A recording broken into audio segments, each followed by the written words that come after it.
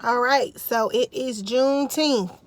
Celebration! Celebrate!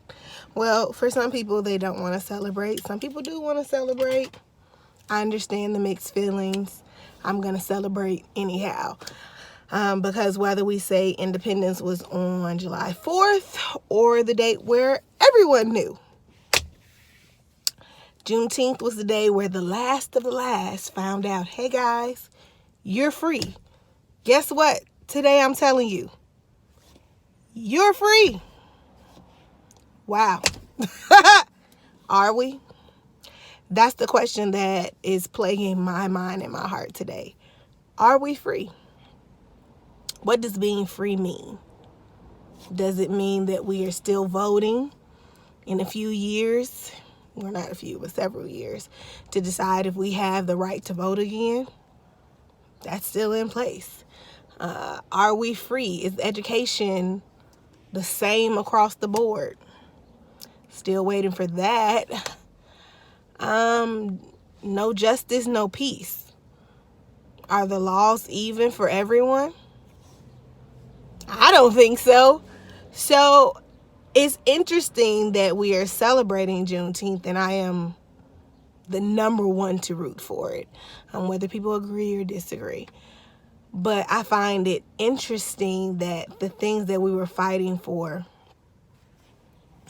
it's 2019, still fighting for them. So really, my question really is, are we free? What does free mean? Maybe your ideal of what free means is different than me. Maybe some elders feel like we're free. We get to walk around on the street. We are not being pulled into buses, gagged, tied, and hung on trees. Our bodies are not being misused for science. Or are they? Question. Do we have the freedom to walk around and wake up and go on our own and go as we please? Yes. Are we free from segregation? Ideally, yes. I live in Chicago. I think it's the most segregated city in the world. So I really, I've had this conversation with a few people.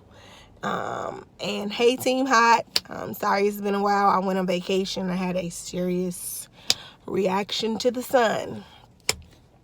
Black people do sunburn. I've been telling people that for years. They keep telling me it doesn't happen. Well, it happens to me. So I'm back. And I think it was really necessary. I think vacation is needed just so you can clear your mind, clear your thoughts, and get back to your center. And more importantly for me, especially family vacations, you get to answer those questions that are necessary to help you grow and continue to grow. And what I find interesting for me on my family, especially my southern-based side, which is both sides, we talk about life and progression and what Black means to us, and us being the younger generation and being the ones who have to take us to the next stage or the next level of life, and us continuing to grow and, doing the work that our ancestors wanted us to continue. And on today, that is my question to you all. What is it that you feel like your ancestors want you to continue? Do you feel like there is something that your ancestors want you to continue? I know for me, I feel a very strong connection to my past. I think that it's what helps me grow and continue to move forward in this world of entrepreneurship. But at the same time, it is why I am so dead set on representing Blackness and the many facets of Blackness, and understanding that being on different continents, having different things that we idealize, does not separate us from being Black.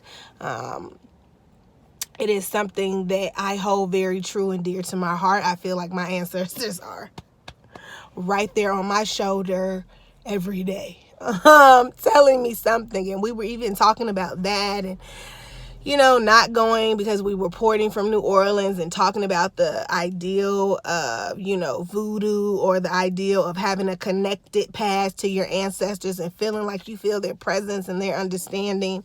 And it was very interesting to me to see through my cousins that I have never discussed this with, some of whom I had never met before that vacation, that felt the same plight and felt the same understanding that I did, which was really reassuring to me, because it was like, I know my ancestors are like, yeah, girl, I'm talking to you. Hello. I was waiting on you at the door.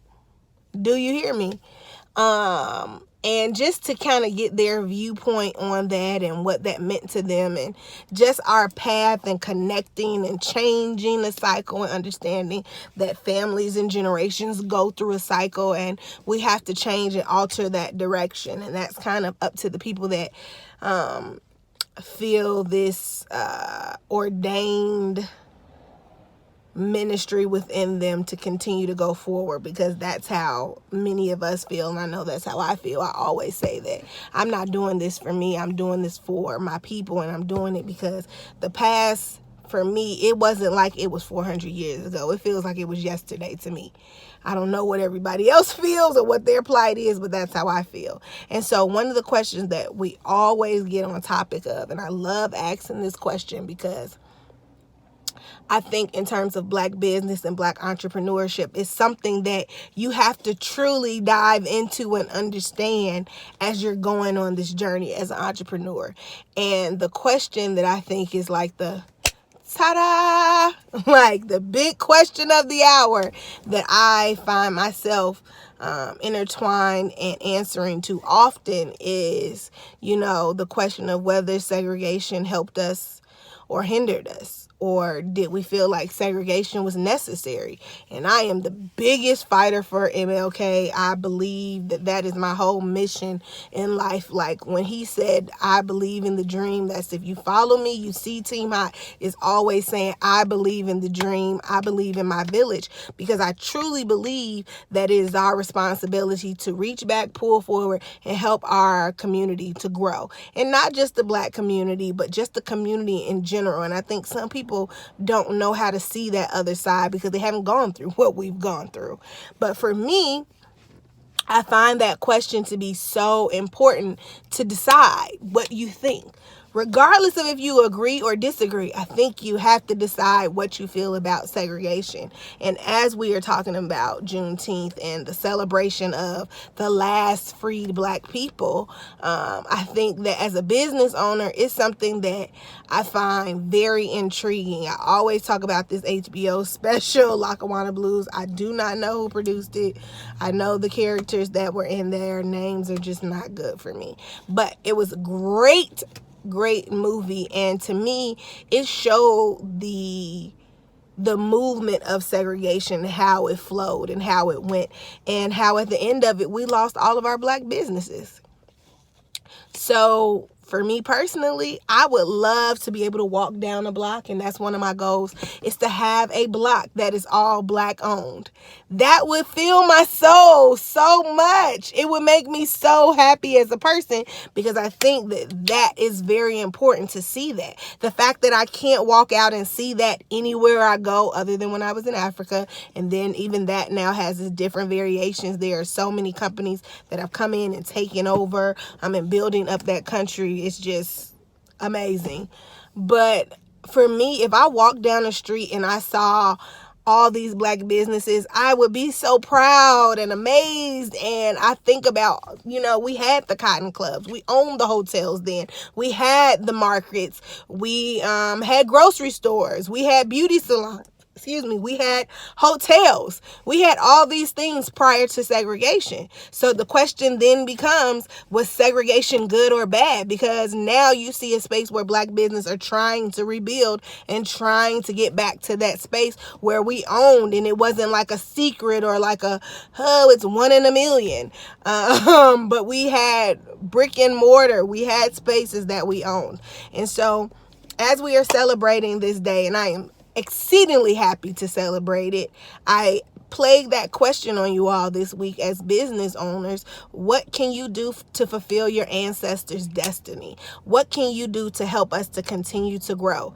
That is the question that I plague with every single day, and that's what I'm leaving on your heart. Stay hot.